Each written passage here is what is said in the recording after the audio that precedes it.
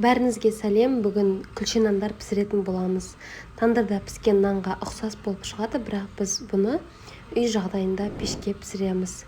Қараңыздар, міне осындай өте жұмсақ әрі дәмді болып шығады. Видеоны соңына дейін қарап, каналыма тіркелуді ұмытпаңыздар. Алдымен ыдысымызға жылы сүтімізді құйып, үстіне ерітілген сары майымызды қосамыз. Содан кейін үстіне жылы суымызды құямыз. Үстіне бір ас қасық ашытқымызды салып, ерігенше жақсылап араластырамыз.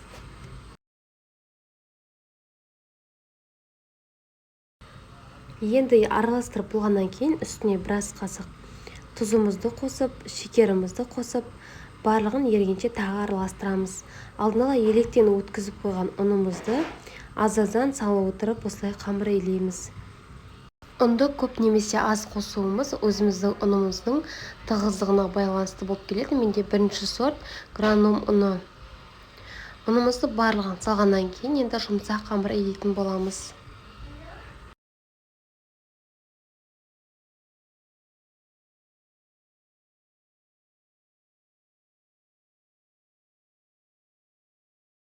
Біздің қамырымыз міне дайын болып қалды. Жұмсақ қамыр шығады бізде. Дайын болғаннан кейін бетін жауып 1 сағатқа немесе 1,5 сағатқа жылы жерге бетін жауып қоямыз. Міне біздің жаятын жерімізге шамалы ұн немесе сұйық май жағып, дайын болған көтерілген қамырымызды 100 граммнан өлшеп, кішкене бөліктерге бөлеміз.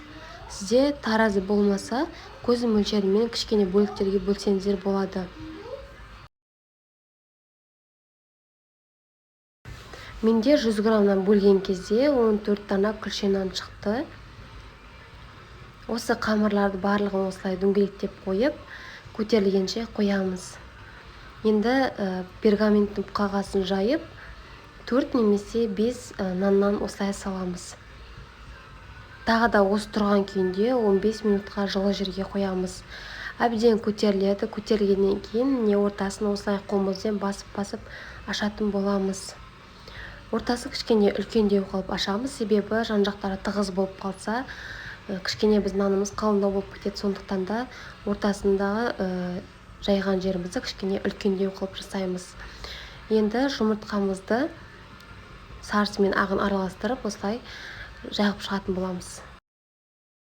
Біздің нанымыз міне дайын болғаннан кейін пешімізді алдын ала қыздырып қоямыз. 160 градуста 20 минут пісіріп аламыз.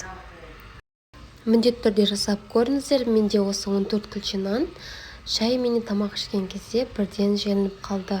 Жасалу жолы түсінікті болса, лайк қалдыруды ұмытпаңыздар, каналыма тіркелуді ұмытпаңыздар.